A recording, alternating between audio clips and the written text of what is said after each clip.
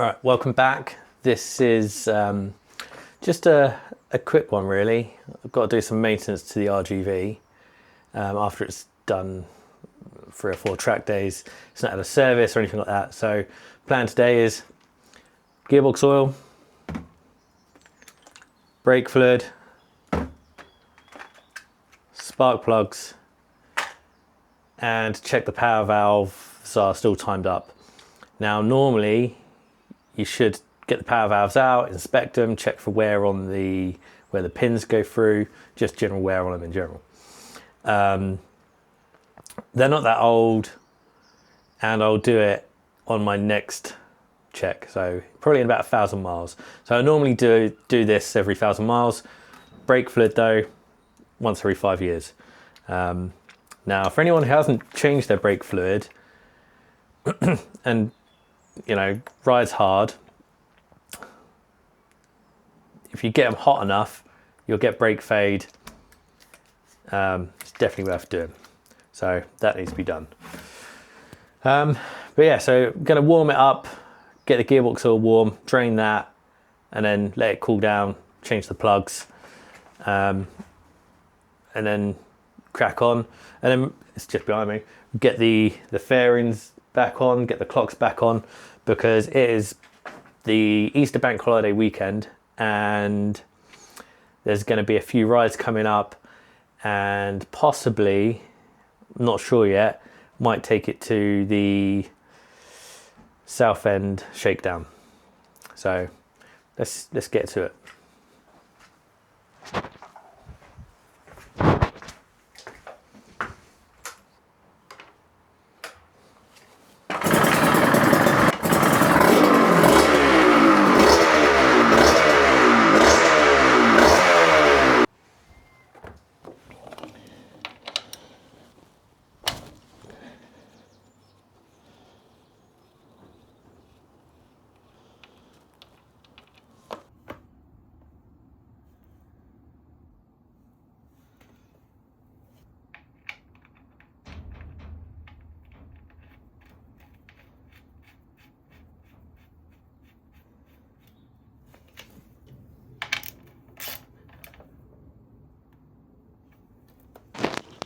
Right, we'll get this last cylinder plug out, just have a look at the state of it.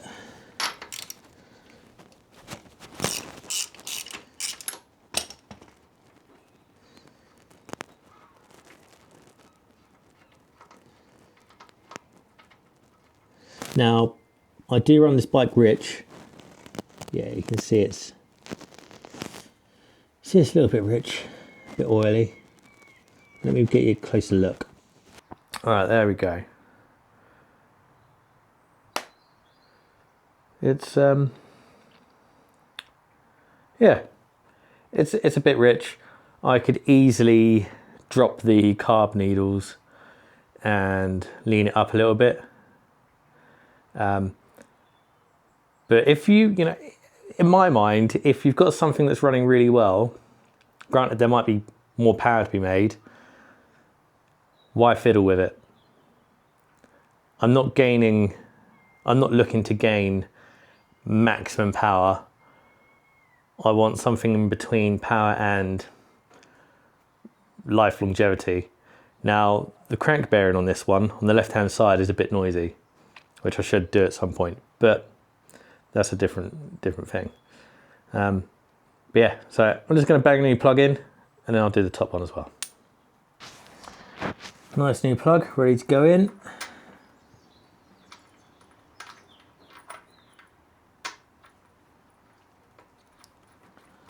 Now, before anyone comes at me for not gapping it, I did gap it, just not on camera.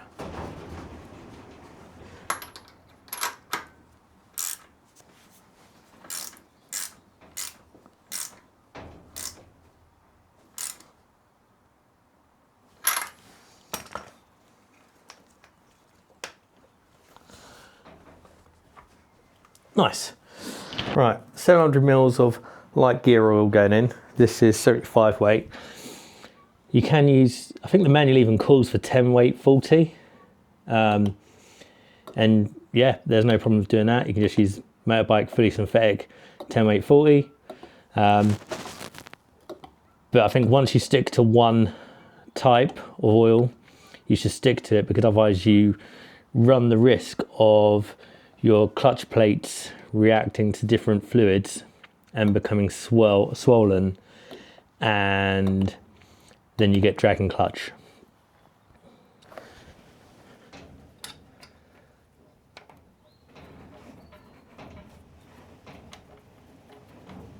And that's the gearbox all done. Right, so I just need to get this fuel tank off. And for that, I'm gonna need, they will do.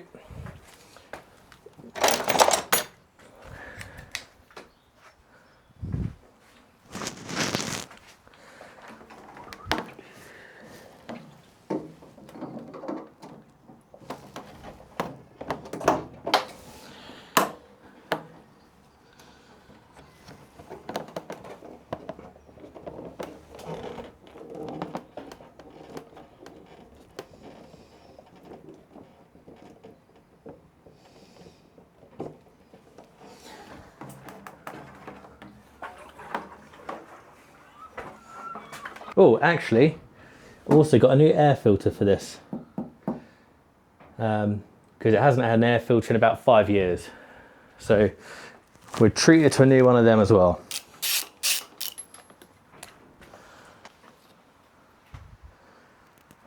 Yeah, it's quite black, quite rich.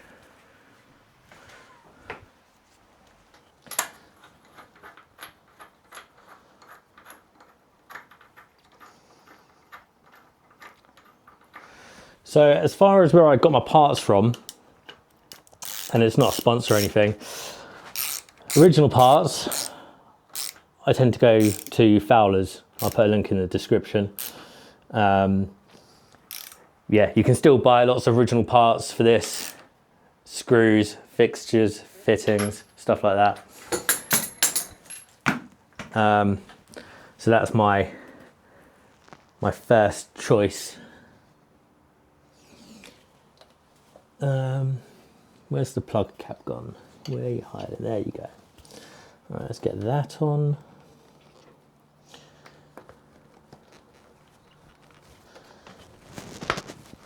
Nice solid click. Let's just make sure it starts.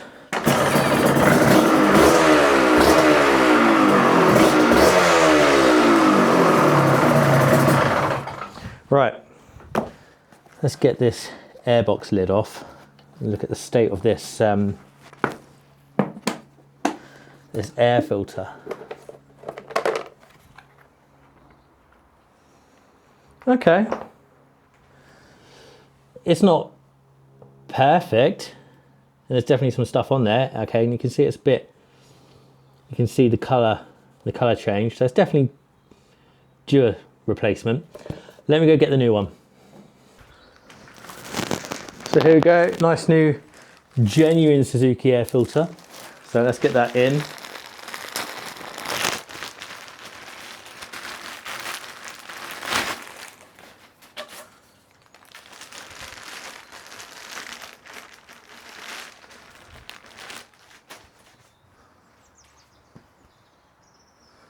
Oh, nice little Suzuki stamp on there.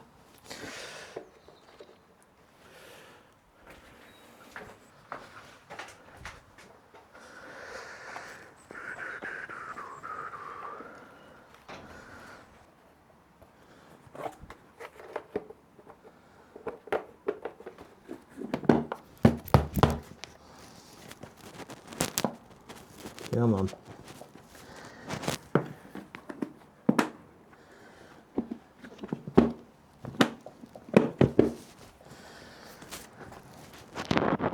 There we go, we are now sealed.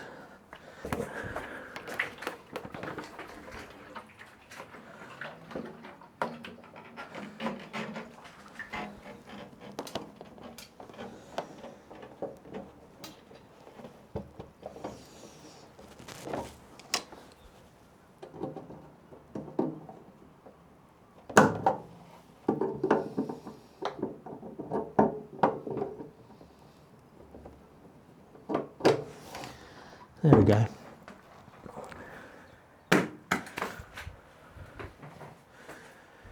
So that's plugs, oil, airfill done. We just need to do the brake fluid. Oh, but before we do that, we check the power valve status. We just check they're still timed up correctly. So let me show you how we do that.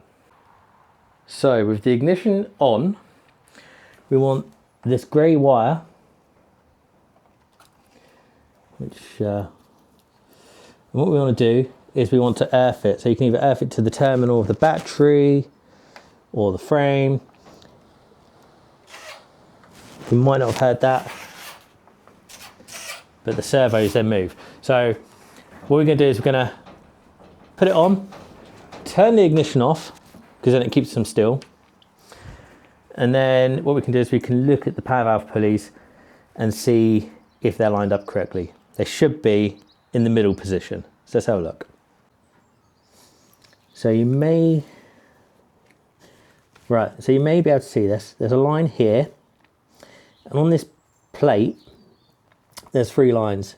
This one, which is where it should start, this one in the middle, and another one further up. When you use specifically to the VJ22 model, it will stop in this middle, in this line up these middle lines. These ones look fine, and I can see that the top ones also look fine. So these are good. But as I say, on my next inspection, I'll actually remove the covers and check them out. So we know we're all good on that front. Oh, and just to add, when I now turn the ignition back on, these will now go back to their standard setting. See? All right, gonna move on to the front brakes now. First of all, I just want to check what the current feel is like, and it's, you know, it's not got loads of travel, it feels nice. So that's what I'm going to be looking to achieve when I change the fluid. So to change the fluid, I'm going to undo this screw here and then remove this cap. So let me get that done. Got the world's longest screwdriver I could find to hand.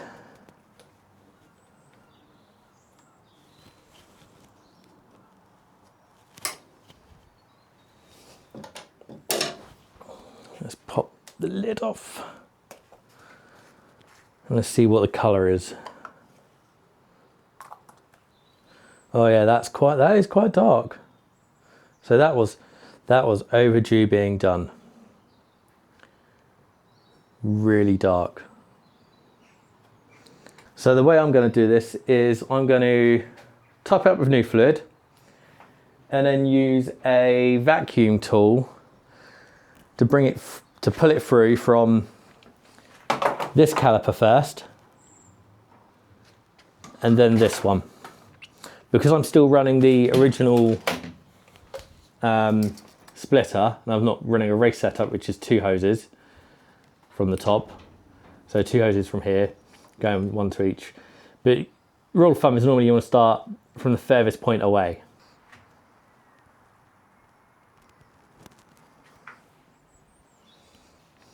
What I'm going to put that onto there. and get a spanner on the bleed nipple, which I think is a 7.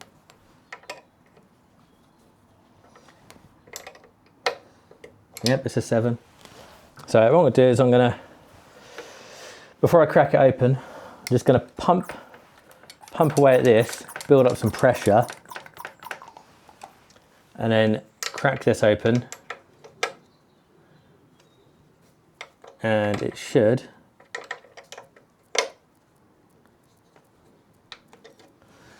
eventually start. There we go, you can see it pulling brake fluid through. Just one thing, you need to keep an eye on the level in the reservoir and keep topping it up, because obviously you're sucking it through. So I'm just doing that, topping it up. And the idea is that eventually, when the fluid becomes clear, you know that you've replaced it.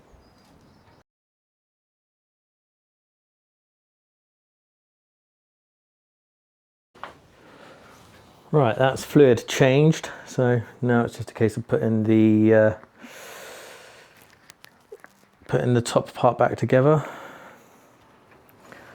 Right, that goes the little diaphragm. Little plastic bit goes on top. Lid.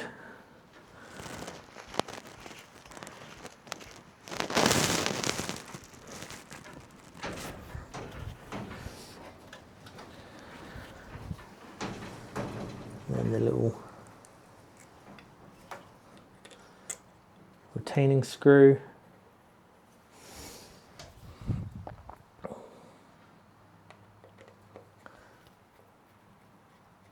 And my really long screwdriver.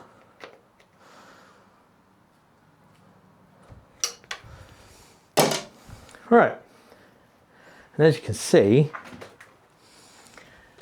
see now, that fur is lovely clear colour, not the dark orange brown that it was before.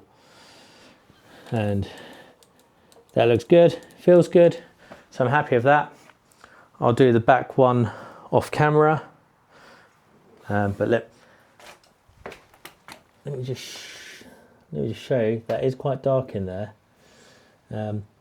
So I'll do that one next, and then it'll be time to get it all put back together, and then give it a good old clean.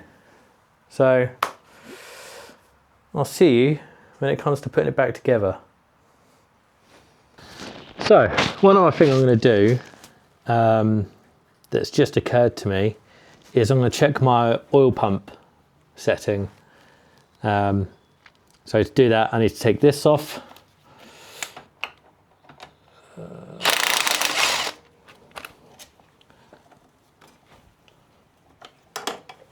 I need to take this cover off.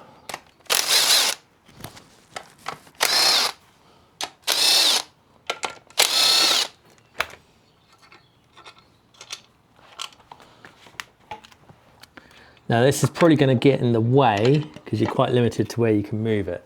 Let me see if I can find a cable tie or something to just tie it back with. Okay, all the pipework looks to be okay. So let me get you a bit closer. And annoyingly, the chain is right where I want to show you. Let me see if I can just get above the chain.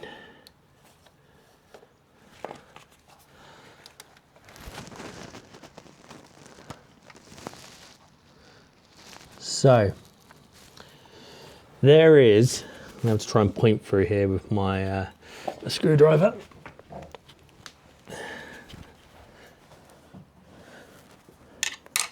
So this hole is your inspection hole with this little line, and there's a little marking that it needs to match up on, match up on for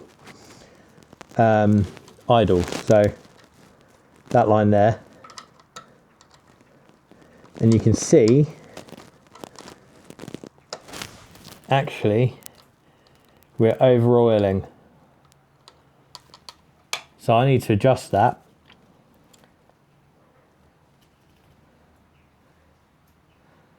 So that means I need to take the tank back off. Let me get that tank back off. So now's a good time to explain. So anytime you make adjustments to the throttle or the top of the carbs, you need to double check that that oil pump setting is still correct.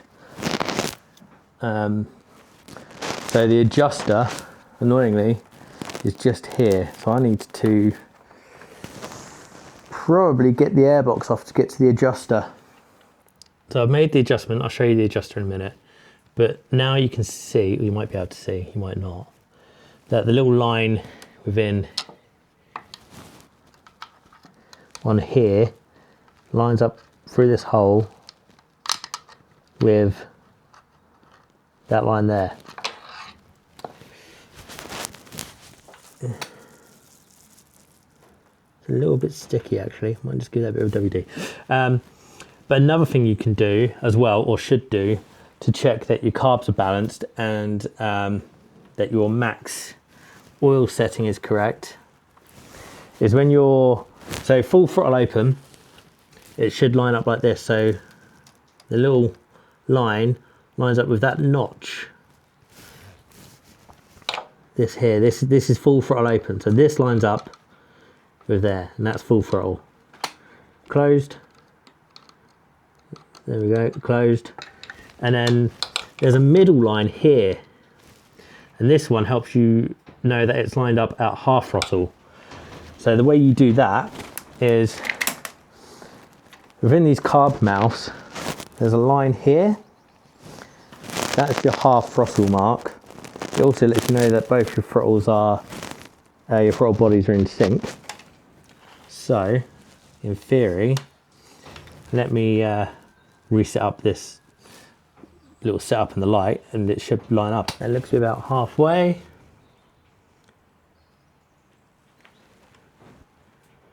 Yeah, so that first line, can you see that line as it lines up on there now?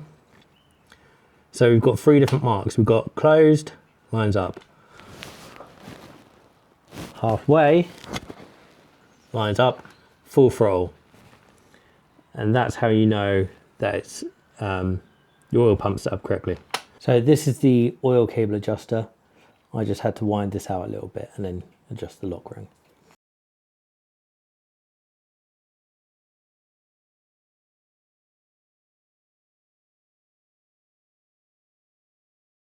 Okay, so there we have it. That's the RGV back in its road trim, ready to go, hopefully over this Easter weekend, if the weather stays, if it stays good, if it turns good, because at the minute it's rubbish, and the forecast has changed, and looks like rain, typical. But yeah, if you've liked this kind of video, or you want to know anything more, then chuck it in the comments. I've recently just got over 500 subscribers, so thank you very much to each and every single one of you. Want to make it to the next step, which is 1,000. So if you've been watching my videos regularly, please do like and subscribe them. Really helps me drive the channel forwards. Hopefully you've seen the improvement in the editing over the last month or so. Yeah, see you soon.